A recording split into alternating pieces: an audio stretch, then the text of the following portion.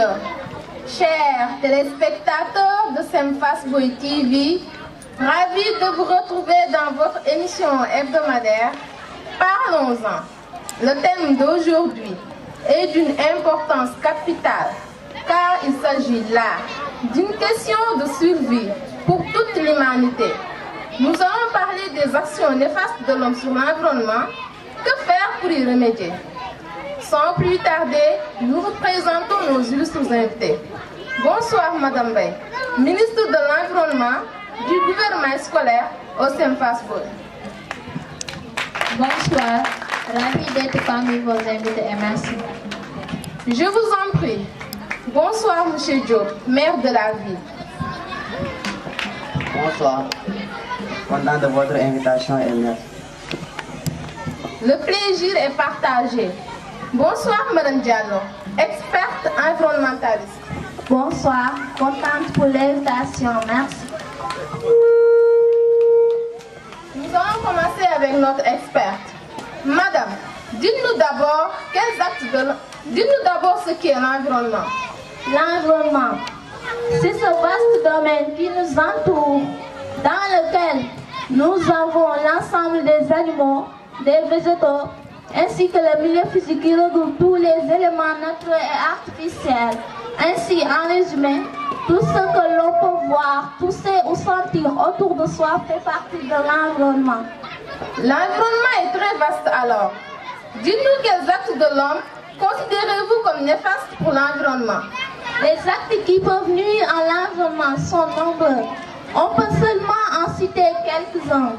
L'exploitation minière, l'industrialisation, le déboisement, les mauvaises pratiques agricoles comme l'utilisation d'engrais chimiques, la monoculture et le défrichement par le feu, l'utilisation des déchets plastiques qui ne sont pas biodégradables, sans oublier l'insalubrité, etc.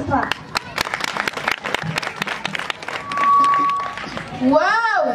La situation est très inquiétante. Quelles sont les conséquences de ces actes? Ces actes peuvent conduire à l'avancée du désert, le réchauffement climatique, l'extinction d'espèces animales ou végétales, la diminution des rendements agricoles, la dégradation du cadre de vie par la pollution atmosphérique, de l'eau et du sol, ainsi que la pauvreté et l'exode rural, entre autres. On comprend donc à quel point il est nécessaire d'apporter des solutions à cette situation. Alors, Monsieur le maire, que comptez-vous faire pour améliorer le cadre de vie de la population?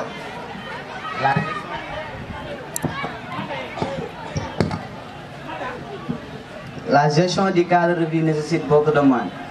Avec nos maigres moyens, la mairie ne peut pas tout faire. Mais n'empêche, nous avons avec nos partenaires prévu des projets d'aménagement d'espaces verts et de loisirs, de canalisation des eaux usées, des points de collecte de déchets au niveau du quai de pêche, de la plage, des marchés et partout dans la ville.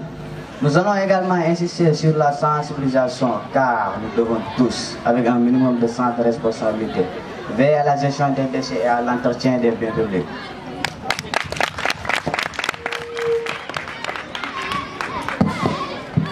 Intéressant.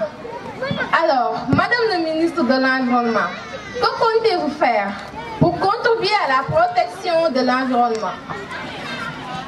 En ce qui nous concerne, nous avons déjà commencé avec l'appui de nos frères étudiants, que nous remercions au passage, à reboiser l'enceinte et les alentours du ZEP. Nous organisons régulièrement des journées d'investissement humain au cours desquelles nous nettoyons les coins et les recoins de l'établissement. En plus, grâce à un planning bien ficelé, avec la complicité de monsieur le principal, membre actif du club, chaque semaine, il y a une classe qui assure le rosage des arbres et le nettoiement des toilettes.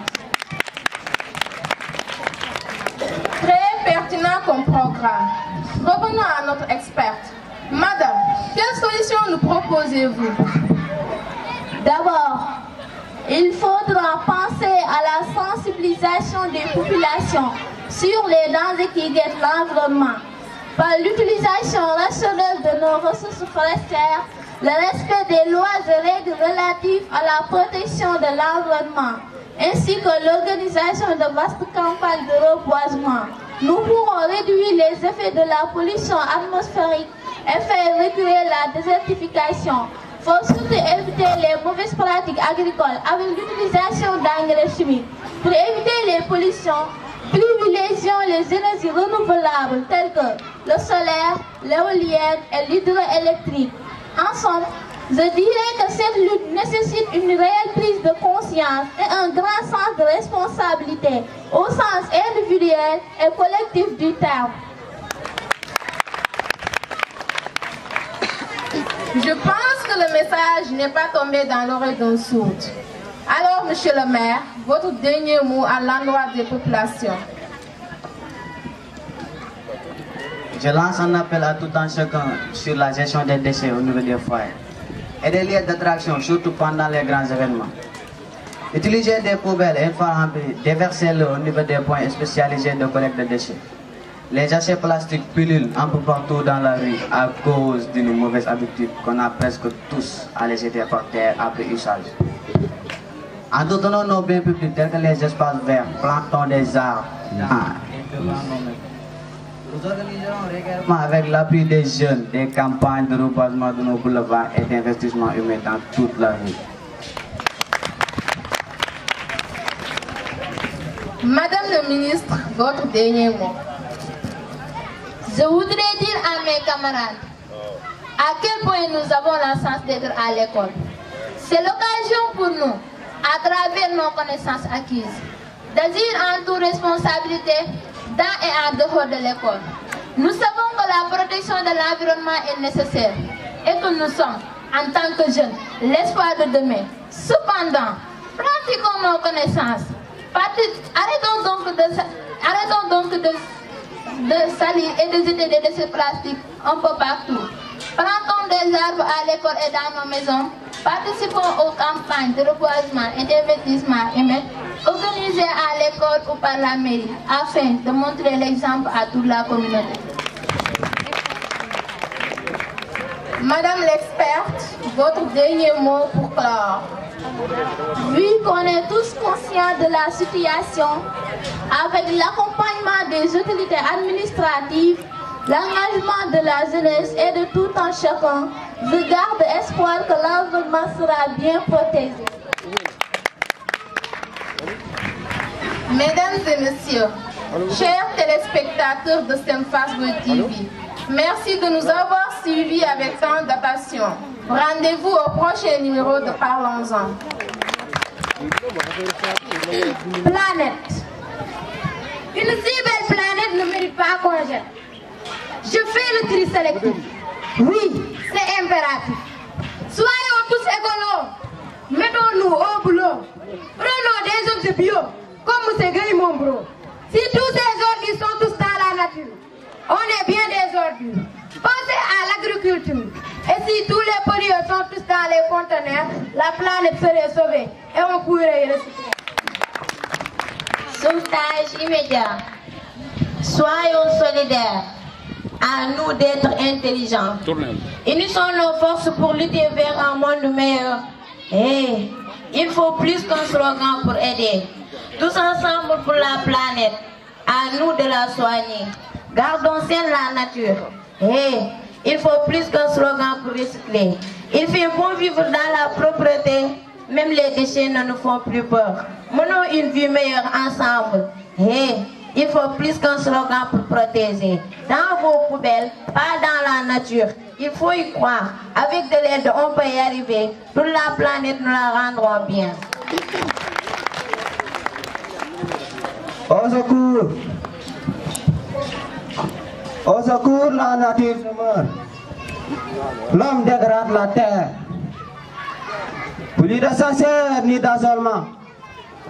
On se demande pourquoi et comment.